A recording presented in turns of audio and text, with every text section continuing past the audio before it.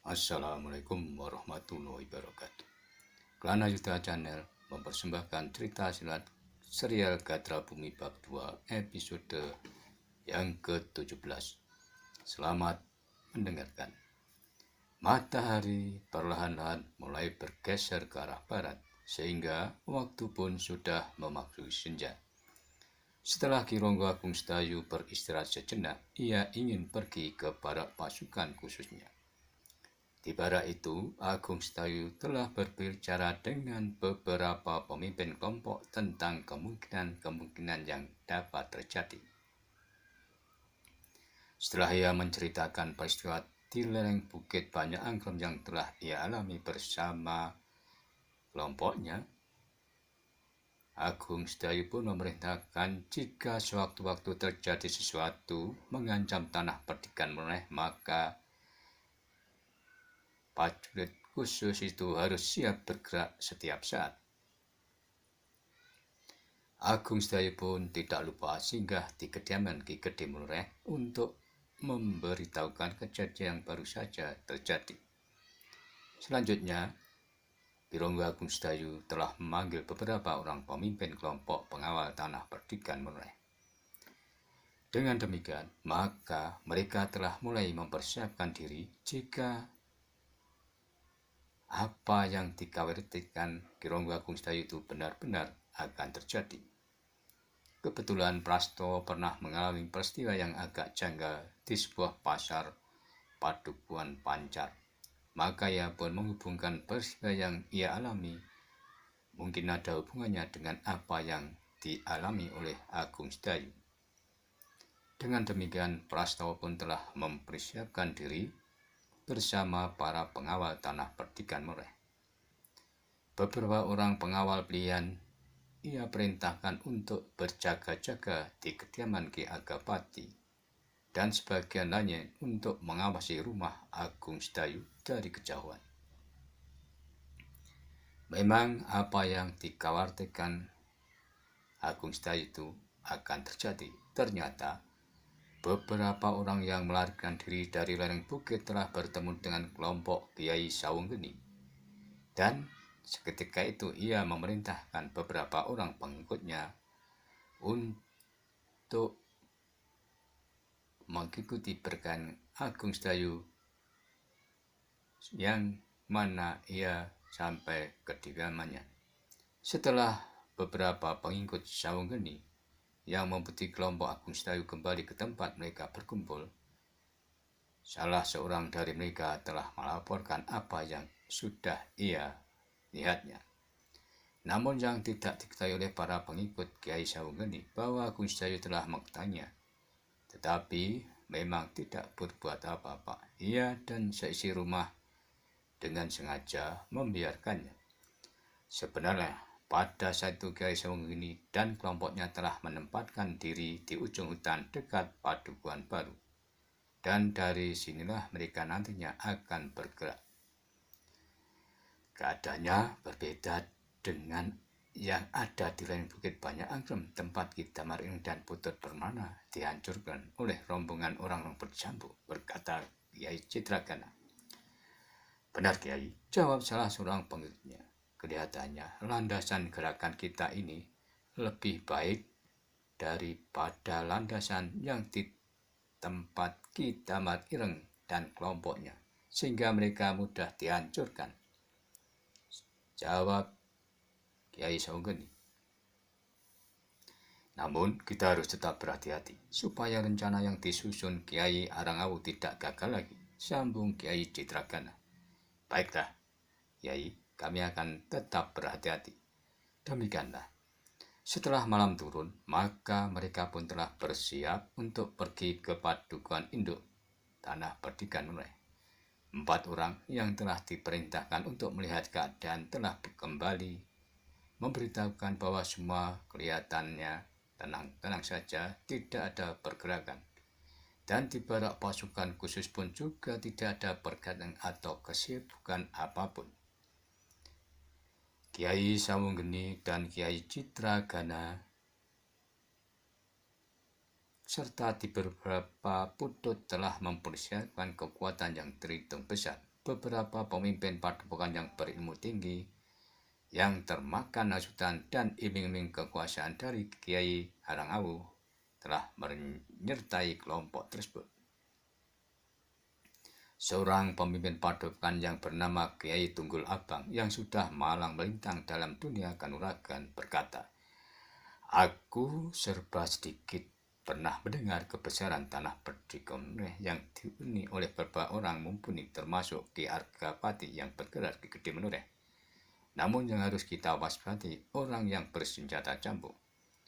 Walaupun umurnya sudah tidak muda lagi, namun kemampuannya hampir sejajar dengan Panembahan Senopati maupun Kanjeng Adi Bargolo." Lanjut Kiai Tunggul Abang, "Kau jangan melebih-lebihkan kemampuan orang bercambuk yang kau katakan itu," berkata Kiai Saunggeni. Tetapi Kiai Citragana membenarkan apa yang diceritakan oleh Kiai Tunggul Abang. Sebab beberapa sahabatnya banyak yang tidak mampu menghadapi orang yang bersenjata cambuk tersebut. Sementara itu, perjalanan kelompok Kiai Saunggeni semakin dekat dengan padukuhan induk. Mereka pun melewati jalan pintas yang dirintis oleh pengikutnya, yaitu melewati beberapa gerumbul bedu dan padekan yang ditanami jagung. Sehingga kelompok itu langsung menuju padukuhan itu.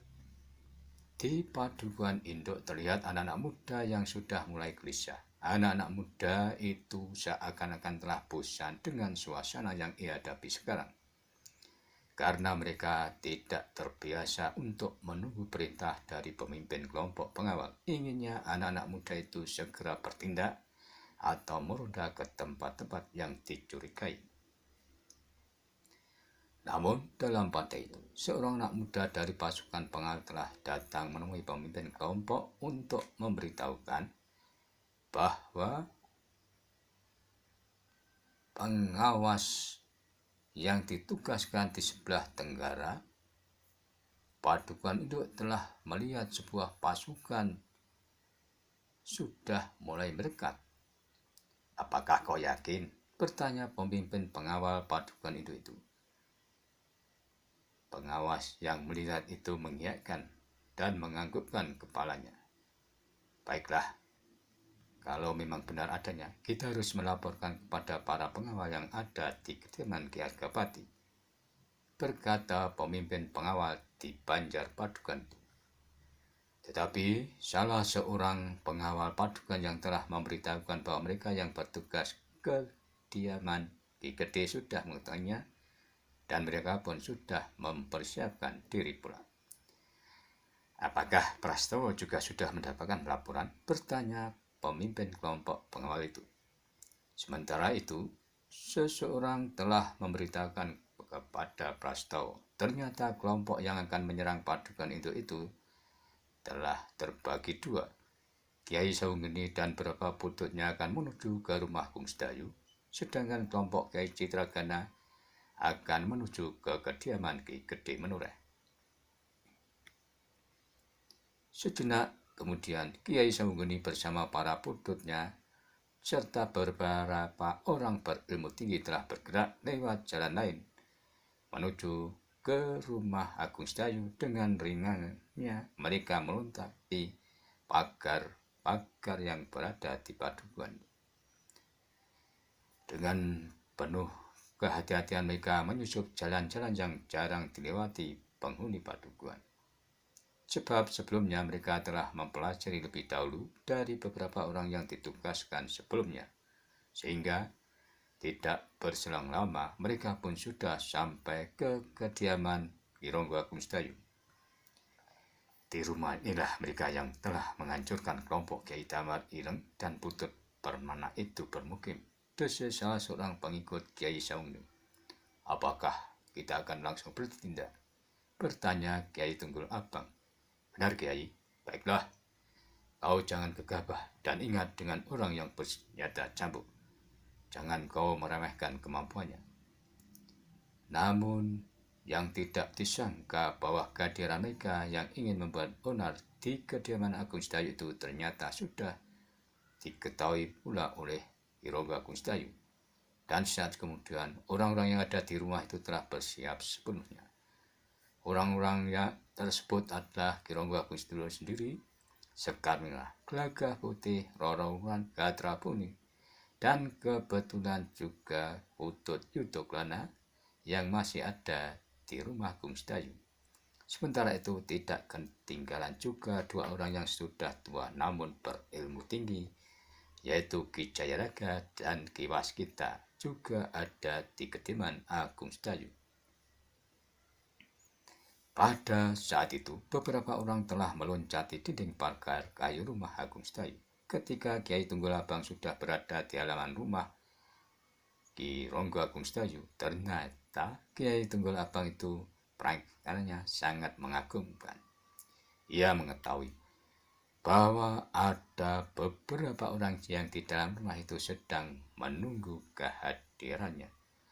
Luar biasa, ternyata apa yang telah tersebar di luar tanah perdikan oleh banyak orang yang mumpuni memang bukan omong kosong. Desis Kiai Tunggul Abang. Untuk meyakinkannya, ia telah berkata, "Hei Kisana yang menamakan diri orang bercambuk, silahkan keluar." Agung Sedayu yang berada di ruang depan pun segera menyahut, "Siapa malam-malam ini mencari Agung Sedayu?" "Tunggul Abang," jawabnya. "Untuk keperluan apa?" bertanya Agung Sedayu. "Kau jangan sombong dengan kemenangan kecil yang kau capai di lirung Bukit Banyak Anggrek. Jangan kau kira perjuangan kami untuk menghancurkan Mataram hanya di tanah perdikan mana saja," berkata Kiai Tunggul Abang. "Aku tidak tahu dari maksud kata-katamu itu di sana," jawab orang yang berada di dalam rumah Agung Sedayu itu.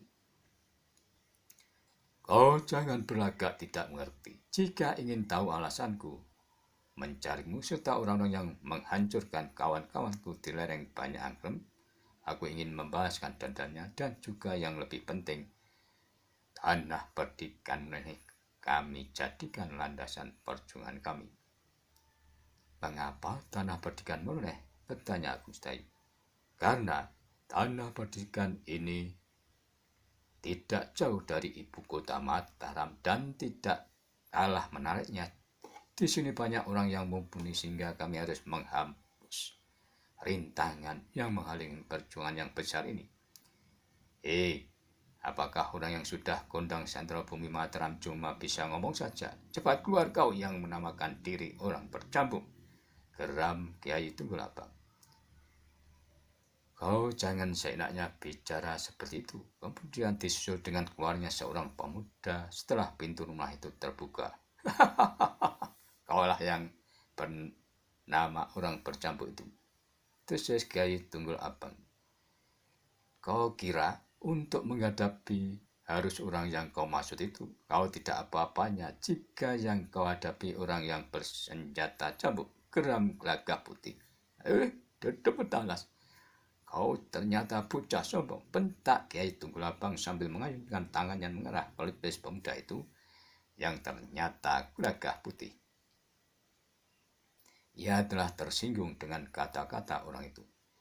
Gelagah Putih yang sudah siap itu terjun dengan serangan Kiai Tunggul Abang. Ia merasakan sambaran angin lawannya sangat tajam, namun untungnya ia mampu menghindar dengan cepat menggeserkan kaki kanannya ke samping. Gelagah Putih pun tidak mau menghindar terus-menerus. Ia pun mulai membalas dengan menjulurkan kakinya ke arah lambung lawannya. Demikianlah pertempuran pun sudah dimulai. Kemudian Kiai Tunggul Abang telah melibat Gelagah Putih dalam pertempuran yang garang. Kiai Tunggul Abang menyerang Gelagah Putih bagaikan angin putaran. Hentakan-hentakan benturan kedua orang yang berilmu tinggi itu semakin menegangkan. Pada saat itu, Gelagah Putih harus terdesak surut beberapa langkah, namun ia pun segera meningkatkan ilmunya sehingga mampu mengimbangi ilmu Kiai Tunggul Abang. Agung Sedayu menarik napas dalam-dalam ketika melihat pertempuran itu. Ia sudah tentu tidak membiarkannya. Ia pun kemudian melangkah pula ke pintu sambil berdesis kepada orang yang masih di dalam rumah. Kalian harus berhati-hati. Mereka adalah orang-orang yang berilmu tinggi. Namun di saat Agung Sedayu baru melangkah beberapa jangkah, tiba-tiba Kiai Saunggeni bertanya, "Siapa kau lagi?" Agung Sedayu tidak menanggapinya. Namun Gelagah Putih yang menyaut sambil menghindar serangan lawannya bahwa orang itulah yang disebut murid orang bercambuk. Sambil menarik napas dalam-dalam, Agung Sedayu berkata, "Ya, akulah yang kau cari." "Bagus," desis Kiai Saunggeni. "Aku sudah mempunyai tekad untuk menghapuskan perguruan orang bercambuk." "Kenapa Kiai mendendam perguruan orang bercambuk?" bertanya Agung Sedayu. "Aku memang tidak mempunyai persoalan dengan perguruan orang bercambuk, tetapi aku tidak senang dan tidak ingin murid-muridnya dihormati terlalu tinggi," jawab Kiai Saunggeni. "Apa hanya itu saja alasanmu di sana?" "Ya, aku memiliki kemampuan untuk melakukannya, dan tidak ada orang yang dapat mencegahku," geram Kiai Saunggeni. Agung Sedayu tidak menyaut lagi, namun ia pun segera bergeser untuk mempersiapkan diri. Sementara itu, Gelagah Putih sudah bertemu dengan Kiai Tunggul Abang yang berilmu tinggi dengan serunya. Ternyata lawan Gelagah Putih memiliki pengalaman yang sangat luas. Berbagai macam unsur dari beberapa perguruan telah dikuasai oleh lawan Gelagah Putih. Maka dengan demikian, Gelagah Putih harus waspada dan berhati-hati menghadapi Kiai Tunggul Abang itu. Pertempuran keduanya semakin sengit. Gelagah Putih maupun Kiai Tunggul Abang sama-sama meningkatkan ilmunya semakin tinggi, dan keduanya menjadi garang. Serangan-serangan lawan Gelagah Putih yang datang silih berganti telah membentur pertahanan yang kokoh dari lawannya yang masih muda tersebut, sehingga Kiai Tunggul Abang sulit menembus pertahanan Gelagah Putih. Tetapi Gelagah Putih pun harus mengaku juga bahwa pertahanan lawannya yang sukar ia tembus. Pada saat itu Kiai Tunggul Abang telah meloncat menyerang lawannya yang terhitung itu, namun Gelagah Putih dengan tangkahnya kembali menghindarnya. Demikianlah pertempuran keduanya yang bermudi itu pun menjadi semakin sulit. Kiai Tunggul Abang menyerang dengan garangnya, tetapi anak muda yang berilmu tinggi bergerak semakin cepat pula. Gelagah Putih itu tidak saja menghindar ataupun menangkis serangan-serangan Kiai Tunggul Abang, tetapi ia telah mempergunakan setiap ada kesempatan yang terbuka untuk menyerang atau menyibak pertahanan lawannya. Tetapi ia pun terkejut. Lawannya dengan serangan yang cepat telah mengenai tubuhnya. Tetapi demikian pula, ia pun sesekali mampu juga menembus pertahanan lawannya dengan loncatan-loncatan yang membuat lawannya terkejut juga. Kiai Tunggul Abang menjadi marah. Ia segera mengerahkan segenap kemampuannya, sehingga Gelagah Putih pun mulai terdesak kembali. Tetapi dengan cepat ia memperbaiki keadaannya. Serangannya yang dilontarkan lawannya kembali sulit menyentuhnya. Namun saat itu lawan Gelagah Putih telah mengerahkan kemampuannya, tenaganya mulai berkurang, sehingga serangan-serangan Gelagah Putih seringkali mengenai lawannya. Beberapa kali Kiai Tunggul Abang pun telah terdesak surut.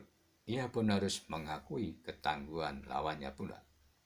Oleh karena itu, maka Kiai Tunggul Abang harus cepat mengambil keputusan untuk mempergunakan ilmu puncaknya. Seandainya ia terlambat mempergunakan puncak ilmunya untuk menghadapi lawannya yang masih muda itu, maka ia tidak akan mempunyai kesempatan mempergunakan ilmu puncaknya. Sementara itu, Agung Sedayu sudah bertempur dengan Kiai Saunggeni. Lawannya bagaikan tanpa bobot dengan ringan telah menyambarnya dengan cepat. Tetapi Agung Sedayu menghindar dengan meloncat ke atas, juga bagaikan seringan kapas. Kiai Saunggeni tertegun sejenak. Ia tidak menyangka murid orang bercambuk itu mampu menghindari serangan dengan cepat pula. Namun Kiai Saunggeni tidak menunggu lama. Ia telah mengayunkan tangannya yang hampir saja menyambar kening Agung Sedayu yang sempat berpaling. Jika saja ayunan tangan Kiai Saunggeni mengenai keningnya, Agung Sedayu akan mengalami kesulitan. Mungkin luka keningnya akan mengeluarkan darah yang akan mengganggu pandangannya. Agung Sedayu telah bergeser beberapa langkah ke belakang. Lalu dipandanginya lawannya dengan tajam. Kenapa kau memandangku seperti itu, anak muda? Apakah kau mulai takut? Dan di mana gurumu itu? Bertanya Kiai Saunggeni. Namun Agung Sedayu tidak menanggapi. Ia yakin Kiai Saunggeni mengenal gurunya meskipun umurnya lebih muda dari gurunya. Oleh karena itu, maka Agung Sedayu pun bertanya, apakah kau mengenal guruku? Kiai Saunggeni tertawa. Kemudian katanya, seandainya orang bercambuk itu ada di sini, aku ingin melawannya juga. Namun Agung Sedayu menyaut, kau terlalu yakin akan kemampuanmu di sana. Tetapi biarlah aku saja yang akan mewakili guruku. Walaupun kemampuan yang aku miliki hanya sekuku ireng dibanding dengan guruku, tetapi aku akan berbuat atas nama guruku. Ternyata kau anak yang sombong, geram Kiai Saunggeni. Tetapi baiklah, dengan melenyakan murid utamanya sama saja perguruan orang bercambuk akhirnya akan lenyap juga. Sejenak kemudian kembali tangan kanan Kiai Saunggeni menyambarnya. Namun Agung Sedayu masih sempat juga mengelak. Dengan demikian pertempuran kembali menjadi sengit. Lawan Agung Sedayu ternyata memang terlalu garang. Kiai Saunggeni berloncatan sambil mengentak-entak. Tangannya berputaran menyerang dengan cepatnya. Tetapi Agung Sedayu mampu bergerak cepat pula sehingga serangannya lawannya tidak mengenainya. Tetapi sebaliknya Agung Sedayu pun merasa sulit menyentuh lawannya juga. Kedua orang yang sedang bertempur itu semakin lama bergerak semakin cepat, melebihi kecepatan burung Sri Gunting menyambar jangkrik. Kiai Saunggeni yang merasa memiliki ilmu yang sangat tinggi itu memang mampu bergerak secepat bagaikan menjangan. Tubuhnya seakan-akan menjadi lebih ringan, bobotnya seakan-akan menjadi berkurang, dan tangannya seakan-akan menjadi panjang, seolah-olah dapat menjulur kemana lawannya berpijak. Namun, Kiai Saunggeni menjadi gelisah. Ia yang merasa dirinya memiliki kemampuan bergerak cepat bagaikan kidang, ilmunya memang memungkinkan berbuat demikian, sehingga dalam setiap pertempuran, lawannya akan mengalami kesulitan untuk menghindari serangan-serangan apabila ia sudah sampai pada tataran kemampuan puncaknya. Semula, lawan Agung Sedayu ingin mendesak lawannya untuk menunjukkan betapa perguruan orang bercambuk itu tidak sanggup berbuat apa-apa menghadapi kemampuan ilmunya. Namun ternyata Agung Sedayu tidak mengalami kesulitan menghadapi ilmu Kiai Saunggeni. Seolah-olah Agung Sedayu hanya perlu sekedar mengimbangi lawannya, sehingga pertempuran itu menjadi semakin cepat. Kiai Saunggeni tidak menyangka sama sekali bahwa lawannya yang termasuk masih muda itu memiliki kemampuan untuk mengentengkan tubuhnya, sehingga Agung Sedayu tidak terganggu dengan berat badannya, dan anak muda itu tidak banyak mengalami kesukaran untuk mengimbangi kecepatan gerak lawannya. Dengan demikian maka Kiai Saunggeni yang mempunyai prangaita yang tajam atas kemampuan lawannya segera mengetahui bahwa kecepatan geraknya tidak akan mampu menggoyahkan pertahanan Agung Sedayu. Bahkan semakin lama Kiai Saunggeni menyadari bahwa murid orang bercambuk itu tidak akan dapat dikalahkan hanya dengan kecepatan gerak saja. Di sisi lain, yang tidak diduga oleh Prastawa dan para pengawal padukan itu, bahwa padukan baru di ujung hutan telah terlihat kilatan api dengan asap yang membumbung tinggi. Ternyata pengikut Kiai Citragana telah membuat keonaran dengan membakar beberapa rumah. Para pengawal terkejut melihat lidah api yang kehitam-hitam seakan-akan menggapai langit.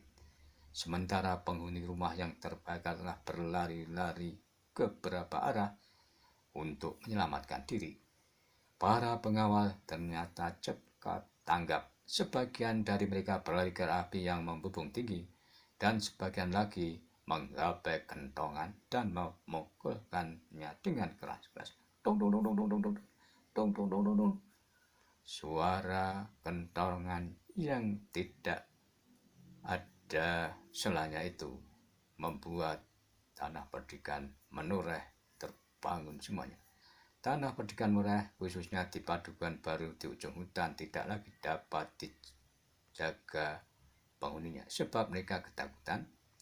Apalagi tidak hanya 1-2 rumah yang dibakar, tetapi beberapa rumah yang letaknya tidak terlalu jauh ikut dibakar. Para pengawal padukan dengan sigapnya berusaha untuk membawa orang-orang yang ketakutan dan menjadi kalut ke Banjar Padukuan. Beberapa pengawal telah menjaga Banjar Padukuan baru di ujung hutan itu dengan sebaik-baiknya, agar supaya Banjar tidak akan dibakar oleh kelompok Kiai Citragana. Dalam pada itu, peristiwa kebakaran itu telah didengar oleh Ki Argapati atau yang lebih dikenal dengan Ki Gede Menoreh yang tetap tinggal di rumahnya bersama Pandanwangi yang kebetulan masih ada kediaman ayahnya. Setelah bersama kelompok Agung Sedayu menyelesaikan orang-orang yang tidak kenal di lereng Bukit Banyak Anggram, Ki Gede Menoreh menjadi marah setelah mendengar laporan banyak anak-anak dan perempuan yang mengungsi di Banjar Padukuan. Darah Ki Argapati mendidih memendam kemarahan sehingga ia memerintahkan untuk menyiapkan kudanya. Prastawa yang melihat Ki Gede Menoreh bersama Pandanwangi menghampiri kuda mereka, ia bertanya, "Maaf Paman, Paman akan pergi kemana? Apa kau tidak mendapat laporan itu bahwa orang-orang tidak dikenal telah membakar rumah-rumah yang tidak tahu menahu persoalan? Namun, lebih baik Paman dan Bu Ayu Pandanwangi tinggal di rumah saja, dan biarlah aku saja yang mengatasinya, Paman." Tetapi Ki Argapati yang telah memegang tombak pandainya itu berkata, "Aku akan pergi bersama Pandanwangi." Prastawa yang sudah hafal dengan sifat pamannya, maka ia tidak berusaha mencegahnya lagi. Tetapi ia pun dengan serta-merta telah menyiapkan kudanya pula, bersama beberapa ekor kuda telah berderak berlarian menyusuri jalan padukuan menuju padukuan baru di ujung hutan. Mereka pun hampir mendekati padukuan tersebut, namun beberapa pengikut Kiai Citragana telah menghadang perjalanan kelompok Ki Gede Menoreh. Kemarahan Ki Argapati pun tidak terpendungkan lagi, meskipun usianya semakin tua, tetapi ia tetap garang. Beberapa orang yang menghadangnya, maka tombak pandainya segera berputaran bagaikan kita langsung mematuk dengan garingnya tanpa ampun lagi. Sementara itu, api pun telah berkobar kemana-mana. Pengikut Kiai Citragana yang akan perguruan peralihan hitam betul-betul tidak berjantung. Mereka sama sekali tidak terpengaruh mendengar jerit dan tangis anak-anak serta para perempuan. Sementara itu, pertempuran di halaman rumah Agung Sedayu semakin sengit.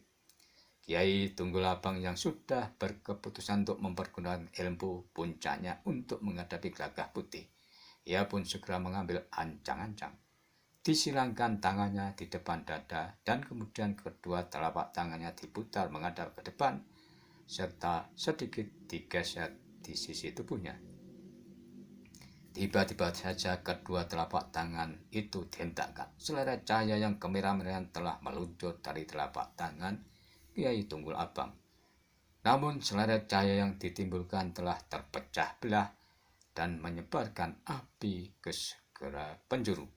Untung sambaran api yang terpecah itu tidak mengenai Gagah Putih yang sangat sempat meloncat menghindar, tetapi udara yang ditimbulkan rasa-rasanya telah membakar tubuhnya. Gagah Putih pun segera menyadari bahwa ilmu puncak lawannya itu ternyata sangat sempurna. Oleh sebab itu Gagah Putih tidak mau tubuhnya terpanggang oleh ilmu puncak Kiai Tunggul Abang. Kiai Tunggul Abang menjadi sangat marah. Ternyata serangan yang pertama dapat dibentahkan oleh lawannya yang masih muda tersebut. Maka ia pun segera mempersiapkan diri lagi. Kembali telapak tangannya diputar-putar siap untuk dihentakkan ke lawannya yang terhitung masih muda itu. Demikianlah episode yang ke-17. Dan nantikanlah episode selanjutnya Jelar Gatra Bumi Bab 2. Sampai jumpa.